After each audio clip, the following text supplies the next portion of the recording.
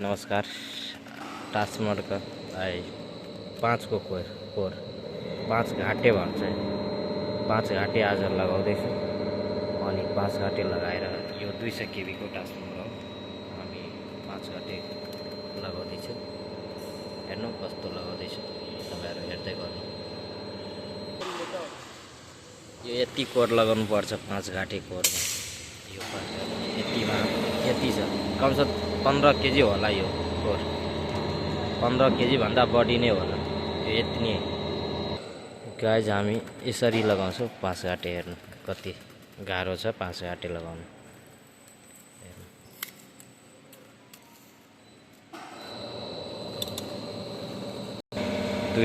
दुईटै साइडमा चिम्ची लगाउनु पर्छ। लगाएर अलिक कोरलाई पाङ्गो पारेर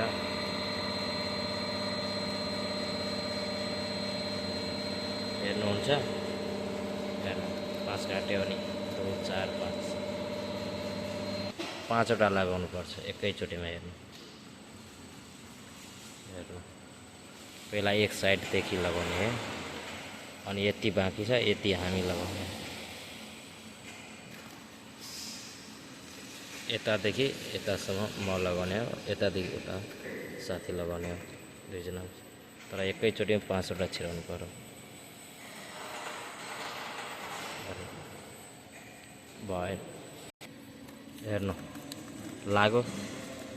यसरी नै लगाउनु पर्छ क्या दुवैतिर। उतातिर पनि यति खाली छन्, यति लगाउँछ साथीले, यति हामी लगाउने। हामी ग्लोभ्स लगाएर काम गर्दैछौँ। यता यति कोर छ अझै बाँकी, यता साथीले ल्याएको छ यति, यति छ दुवै साइडको। सबैको बेग्लै बेग्ला हुन्छ। हस्, धन्यवाद।